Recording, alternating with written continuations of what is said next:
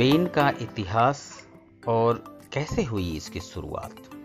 कलम या फिर आधुनिक पेन जिसका इस्तेमाल आज हम लिखने के लिए करते हैं और यह हर किसी के जीवन के लिए अति महत्वपूर्ण है। पेन की सहायता से न सिर्फ शब्दों को स्वरूप दिया जाता है बल्कि अपनी कल्पना और विचारों का उल्लेख किया जा सकता है। यह मनुष्य को शिक्षित बनाने में भी अपनी अहम भूमिका निभाता है। कलम या फिर आधुनिक पेन की वजह से ही आज हमें इतिहास के बारे में महत्वपूर्ण तथ्य पता लग सके हैं और इसके साथ ही इससे हमें अपने पूर्वजों की जानकारी भी मिली है। वहीं ऐसा भी माना जाता है कि हिंदू धर्म का महाकाव्य महाभारत लिखने के लिए गणेश जी ने कलम का आविष्कार किया था। पेन का इतिहास काफी दिलचस्प और रोचक है। आइए जानते हैं इसके इतिहास के बारे में। महाभारत से जुड़ा है पेन का इतिहास। कलम और आधुनिक पेन ने काफी लंबा सफर तय किया है। इसका इतिहास काफी पुराना है। ऐसा माना जाता है कि हिंदू धर्म के सबसे बड़े दो महाकाव्यों में से एक महाभारत की रचना के लिए श्री गणेश जी ने अनोखी कलम का आविष्कार किया था। दरअसल जब महान ऋषि वेद व्यास जी ने महाभारत को अपने लिपिक गणेश जी से लिखवाना शुरू किया तो गणेश जी ने वेद व्यास जी से बिना रुके महाभारत लिखने की शर्त रखी और इसके बाद गणेश ने अपना एक दांत तोड़कर नुकीले भाग से ताम्रपत्रों पर लिखना शुरू किया और इस तरह महाभारत जैसे महाकाव्य को पूरा किया। अगर श्री गणेश की कलम की बात छोड़ें तो ऐसा माना जाता है कि दुनिया की सबसे पहली कलम की शुरुआत मेसोपोटामिया जो कि आज इराक में है, वहाँ के निवासियों ने करीब 5000 साल पहले कलम की शुरुआत की थी। भारत में कलम और आधुनिक पेन की शुरुआत करने का क्रेडिट करीब 5000 साल पहले हड़प्पा और मोहनजोदड़ो के रहने वाले लोगों को दिया जाता है। करीब 3000 लेख युक्त मोहरें उस समय सिर्फ मोहनजोदड़ो शहर से मिली थी। इसी के आधार पर भारत में पेन की शुरुआत को इससे जोड़कर मानते हैं। आपको बता दें कि यह मोहरें किसी धातु, लकड़ी, बांस, हाथी के दांत या फिर किसी मजबूत पदार्थ की बनी होती थी। वहीं इससे अक्षर लिखने के बाद उसमें एक पाउडर डाल देते थे ताकि शब्द उभर सकें और पढ़ने योग्य दिख सकें। भोजपत्रों या फिर ताम्रपत्रों में सिर्फ एक ही तरफ लिख पाना मुमकिन था। यह किसी बड़ी चुनौती और मुश्किल काम से कम नहीं था। वहीं अलग अलग पत्रों को इकट्ठा कर बराबर भागों में काटकर पोथी तैयार की जाती थी। रॉक पेंटिंग से भी जुड़ी है कलम की उत्पत्ति। आज से करीब 40,000 साल पहले और ईसा से करीब 25,000 साल पहले दुनिया में नुकीले पत्थरों से लिखने का काम शुरू किया गया था। उस वक्त जो लोग गुफाओं में रहते थे उन्होंने नुकीले पत्थरों से दीवारों पर पेंटिंग की। इस पेंटिंग में उनकी जिंदगी की झलक थी। आपको बता दें कि उनकी यह पेंटिंग खेती और शिकार पर आधारित थी।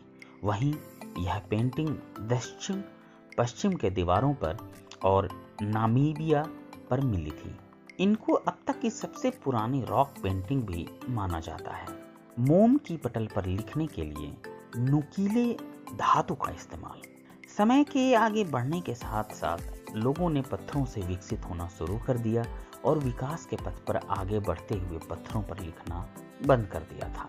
कागज के आने से पहले लोग लिखने के लिए मोम की पटल या फिर मिट्टी की पटल का इस्तेमाल करने लगे जिसमें वह कुछ नुकीले धातु का इस्तेमाल करते थे। मिस्र में पेपर जैसी चीज पैपिरस की खोज 6000 साल पहले मिस्र के लोगों ने पेपर जैसी चीज का आविष्कार किया।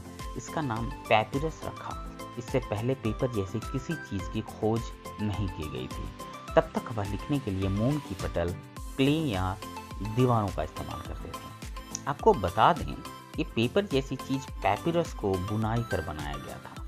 यह एक बुनी हुई चटाई की तरह था जिसे कूटकर पतले से कड़े कागज का रूप दिया गया।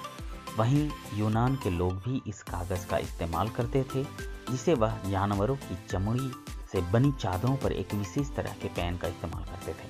क्योंकि नुकीली हड्डियां अथवा नुकीले धातु से लिखना इस तरह के कागज पर सही नहीं था, नुकीली धातु के इस्तेमाल से यह फट सकता था, इसलिए रीड पेन का निर्माण किया गया, जिसके माध्यम से बिना किसी खरोंच के पटल पर शब्दों को आसानी से उकेरा जा सके। इसके बाद लिखने के लिए बांस की पतली लकड़ी का इस्तेमाल किया जाने लगा। बांस के पेड़ की लकड़ी के एक सिरे को नुकीला कर नीब या पॉइंट का रूप दिया गया था। वहीं जब बांस का दूसरे खोखले वाले सिरे में रंग भरकर लिखा जाता था, यहीं से पेन अपनी वास्तविक रूप से पहचान बनाने लगा था। बाद में इसे ही मिस्र के लोगों ने फाउंटेन पेन का शुरुआती रूप दे दिया। क्विल पेन की खोज, पक्षियों के पंखों से लिखने की शुरुआत। भारत में करीब 1300 साल पहले पक्षियों के पंखों को स्याही या फिर रंग में डुबोकर लिखने की शुरुआत की गई। इसे क्विल पेन कहा गया। इसके लिए हंस का पंख या बत्तख के पंख का इस्तेमाल किया जाता था। आपको बता दें कि हंस के पंख बड़े मुश्किल से मिलने वाले उच्च कोटि के पंख थे, जो काफी महंगे मिलते थे, जिसका इस्तेमाल साधारण और आम मनुष्य नहीं कर सकता था। इसलिए ज्यादातर लोग लिखने के लिए उस समय बत्तख के पंख का इस्तेमाल करते थे। वहीं सुंदर पेंटिंग बनाने के लिए कौवा के पंख का इस्तेमाल किया जाता था। इसके बाद पेरू पक्षी, चील और उल्लू के पंख का भी लिखने के लिए इस्तेमाल किया गया। इन पक्षियों के पंखों से बने पेन का इस्तेमाल करना काफ़ी महंगा पड़ता था और इसे तैयार करने में भी काफ़ी वक्त लगता था। वहीं इसी दौरान बांस के खोखले हिस्से में भरने के लिए पक्की स्याही की भी तलाश हुई। आपको बता दें कि कागज में गोंद, कतिपय और जड़ी बूटियां समेत अन्य दूसरे फल फूल मिलाकर उन्हें पकाकर काले रंग की स्याही तैयार की जाती थी। फाउंटेन पेन की शुरुआत। फाउंटेन पेन की शुरुआत से पहले पक्षियों के पंख और बांस के पौधों से लिखना काफी मुश्किल हो रहा था। वहीं इसके बाद लोग लिखने के लिए अलग अलग तरीके के पेन बनाने लगे। समय के साथ साथ विकास होता चला गया। लेखन के क्षेत्र में भी काफी विकास हुआ। इसमें लिखने के लिए इस्तेमाल किए जाने वाले औजारों को भी विकसित किया गया और इस तरह फाउंटेन पेन का आविष्कार किया गया। पैट्रिच पोएनारू ने 1827 में फाउंटेन पेन का आविष्कार किया था। वहीं इस पेन में भी कमी पाई गई। दरअसल इससे लिखने के बाद इसकी स्याही बहुत देर बाद सूखती थी। आधुनिक बॉल पेन की शुरुआत। फाउंटेन पेन की स्याही देर से सूखने की परेशानी को दूर करने के लिए साल 1888 में जॉन जे लाउड ने बॉल पेन की शुरुआत की थी। हालांकि यह पेन भी पूरी तरह लिखने के सभी मानकों पर खरी नहीं उतरता था। आपको बता दें, इस पेन में इस्तेमाल होने वाली स्याही के पतले होने की वजह से यह लीक हो जाती थी। इसके करीब 50 साल बाद हंगेरी के रहने वाले लैस्लो बीरो ने अपने भाई जॉर्ज के साथ मिलकर बॉल पेन बनाने की शुरुआत की। इस बॉल पेन को बनाने का आइडिया प्रिंटिंग प्रेस में इस्तेमाल की जाने वाली स्याही को देखकर आया। दरअसल प्रिंटिंग प्रेस में उपयोग में लाई जाने वाली स्याही काफी जल्दी सूख जाता था। इस तरह बॉल पेन का आविष्कार सफल हुआ और आज लोग लिखने के लिए बॉल पेन का इस्तेमाल करते हैं। बॉल पेन के आविष्कार के शुरुआती दौर में यह काफी महंगा आता था, लेकिन धीरे धीरे इसके रेट कम होते चले गए और आम लोगों तक इसकी पहुंच बढ़ती गई और अब सभी लोग लिखने के लिए बॉल पेन का इस्तेमाल करने लगे हैं। अब बाजार में स्पार्कल, मार्कर समेत तमाम तरह के पेन मिलते हैं, जिससे की गई लिखावट बेहद सुंदर और आकर्षित लगती है।